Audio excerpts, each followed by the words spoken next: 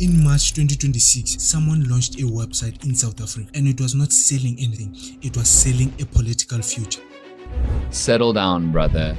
The campaign to make Patrice Motsepe the next leader of the ANC and lobby groups believe is ready, and they're working the ground ahead of the 2027 leadership contest of the ANC. Patrice Motsepe for ANC president in 2027, a billionaire businessman, one of South Africa's most powerful corporate figures, a man who has repeatedly denied wanting to enter politics. South Africa does not need me to go into politics. And yet suddenly there was a campaign, a website, a slogan, supporters, and reports of lobbying taking place inside several ANC provinces. Then the ANC reacted. It condemned the campaign and warned that premature leadership campaigns were banned ahead of the party's 2027 conference. That reaction created a bigger question. Why was the ANC so worried about a leadership race that was supposedly not happening? Because officially there is no successor to Cyril Ramaphosa. There is no elected candidate. The ANC's national conference is still more than a year away, and Motsepe himself says he's not running. But politics doesn't begin when the ballot papers are printed. It begins long before that. It begins with conversation, with factions, with endorsements, with people asking who can unite the party, who can win back voters, and who can stop the ANC's decline. And now something even more interesting has happened. The man whose name appeared on that website isn't necessarily the biggest story, because while everyone was arguing about Patrice Motsepe, other potential successors are positioning themselves. Paul Mashatile, Fikile, Mbalula, and others whose names are already circulating inside of politics. So what is actually happening behind the scenes? Who is building support? Who has the money? Who can unite the factions? And perhaps most importantly, who could realistically replace Cyril Ramaphosa when the ANC chooses the next leader in 2027? By the end of this documentary, we are going to map out the battle for the ANC's future, the candidate, the factions, the ally, and the one development that could completely change who controls South Africa's governing party, because Ramaphosa is still president, but the question of who comes after him has already begun.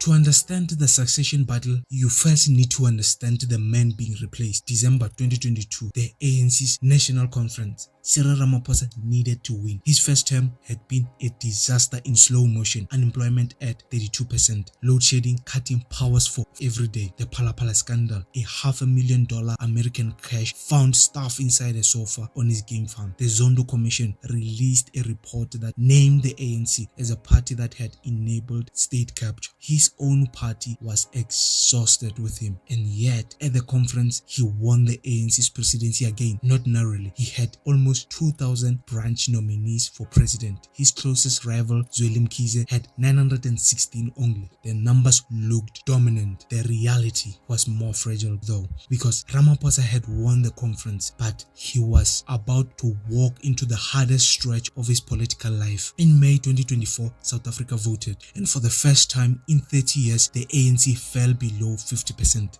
40.2%. The party that had governed South Africa since Nelson Mandela had to call other parties for help, including the DA, the party that for most of ANC supporters represented everything the ANC had spent its entire history fighting against. They called them anyways because the alternative was worse. And right now, in August 2026, Ramaphosa is still governing through a coalition government he did not want, leading a party that is failing.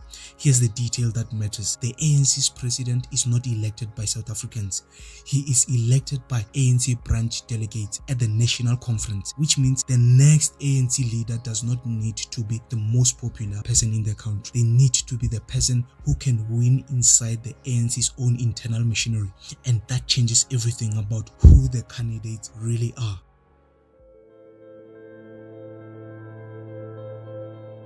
If you had to bet on the most obvious successor to Cyril Ramaphosa, you would start here. Paul Mashatile, Deputy President of South Africa, the official number 2 in both the country and the party. At the 2022 conference, his branch nominations for Deputy Presidents were enormous, 1,791. The next closest candidate had 427. That's not a narrow victory inside the ANC's machine. That's dominance. And his pitch for presidency is almost too simple to argue with. I'm already here. I know how the state works. I know the party. Vote for continuity without chaos. On paper, that sounds reasonable. Then came the moment that told you who Paul Mashatile actually is. In August 2026, with the government of national unity already under strain, Mashatile turned to the DA, his coalition partner, and publicly told them they could leave the government if they are unhappy. He did not whisper this in private meeting. He said it publicly, out loud and on record. Think about what that means for a moment. The ANC fell below 50% in 2024 and needed the DA to form a government. Without that coalition, the ANC is not in power. That moment told you something about his instinct. He's not a man who hides his political confidence, but that confidence could also be the biggest problem, because the ANC does not simply hand the presidency to whoever recent history thought they were next in line. Kgalema Motlanthe, David Mabuza, both went into their deputy presidencies as potential successors. Neither became ANC presidents. The ANC is not a monarchy. If the ANC's 2026 election results are bad and analysts expect them to be difficult, the question will be asked loudly by Mashatile's rivals. You were number 2 during the bad election result. Why should you be rewarded with number 1? That is the argument Mashatile has to defeat, and right now it is not clear he knows how.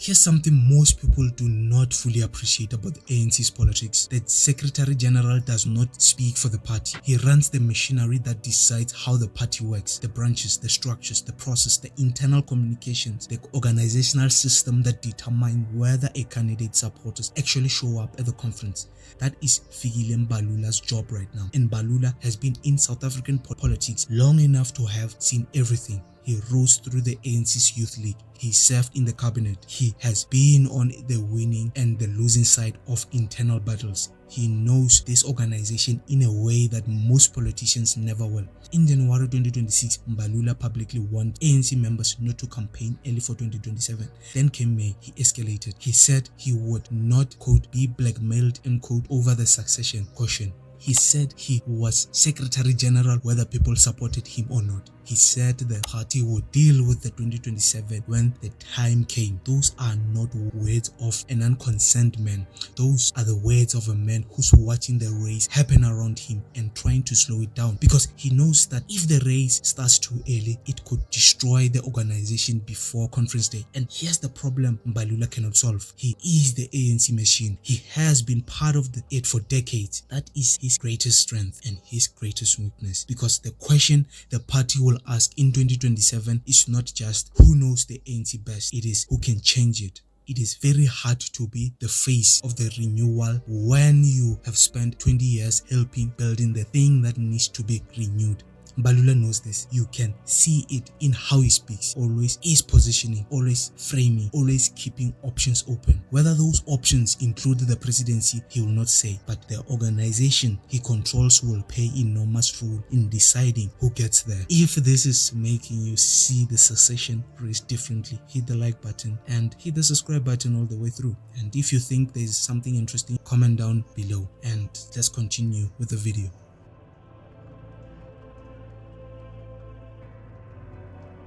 In February 2026, a campaign appeared in South Africa. No conference, no press conference, no announcements, no coordinate statement, just a website.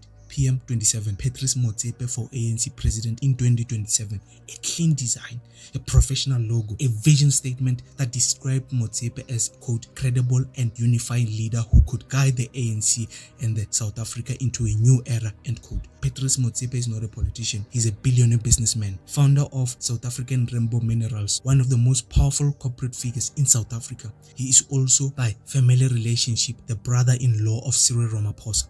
And in September 2025, just months before the website appeared, Motsepe had publicly said he was not in the ANC's leadership race, not interested, not running. Whoever the ANC elected, he would support. Then PM27 appeared.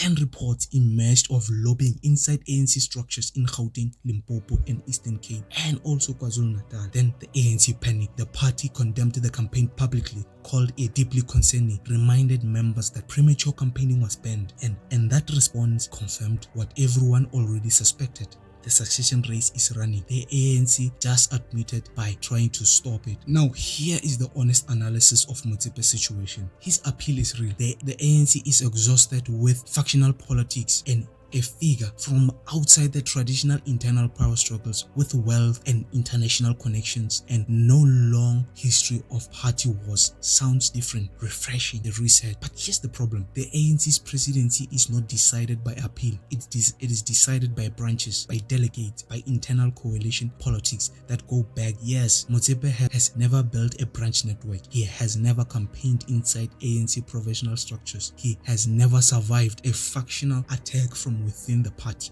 He has never had to manage an ANC NEC meeting. Popularity and organizational muscle are two different things, and the ANC organizational muscle always wins. Whether Motsepe ever formally enters this race remains unclear, but PM27 did something that cannot be undone. It put the idea of a different kind of ANC leader into a political bloodstream, and ideas, once they are in the bloodstream, they are very hard to remove.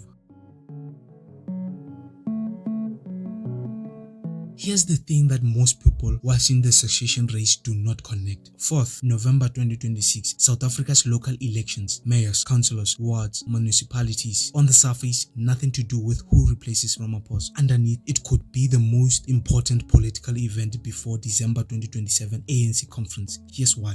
The ANC's 2024 national election result was 40%, right? Below 50% for the first time in 30 years. The party had to form a coalition with the DA just to stay in government. When the local elections results come out on November 4th, every candidate for the ANC presidency will be watching the same numbers, and they will use those numbers as a weapon. If the ANC performs better than expected, Mashatile and the current leadership can say the strategy is working. Give us more time. Give us the top job. If the ANC performs badly, every challenger can say the current leadership failed us again. We need different people, different ideas, different directions. Same election, different story from every candidate, and the specific site matters enormously. Johannesburg, Tshwane, Ekurhuleni, those metros have already slipped away from the ANC. If the party loses more ground in them, the argument about urban relevance becomes brutal. KwaZulu-Natal is even more explosive. Since Zuma's MK party arrived, the ANC has been fighting for survival in its own historical heartland. Whatever happens there on November 4th will directly shape which candidate can credibly claim support in the province. The ANC's internal conference vote in 2027 will be decided by provincial branches, delegates. Provinces where the ANC performs badly in November produce weaker and more nervous delegations. Provinces where the ANC holds its ground produce stronger and more confident ones. So voters who go into the polls in November 2026 to choose a local councillor are without knowing influencing who becomes the next ANC president. That is the strange indirect power of this election. Candidates cannot say it out loud, but every single one of them knows it. Okay, here's the honest answer. Nobody knows who will replace Ramaphosa. Anyone telling you otherwise is guessing. What we can say is this, right? Paul Mashatile has the most obvious path. He is already number 2. He has the branch support numbers from 2022. His problem is that he cannot escape the result that happened under his watch, and the next 4 months of the election results will either strengthen or weaken his positions significantly. Fikile Mbalula has the organizational depth that no other candidate can match. He knows the party machinery in a way that takes decades to learn. His problem is that he cannot be both the man who builds the system and the man who says the system needs to change. Patrice Motsepe has an appeal of a reset that some inside the ANC desperately want. His problem is that appeal is not the same as organizational support, and the ANC's conference does not reward good impressions, it rewards branch networks. And then there are the names that nobody is writing about yet. Arnold Masemola, Oscar Mbayeni, others who are building quietly, watching, waiting for the race to produce front runner they can attack. The ANC has a long history of inevitable candidate losing.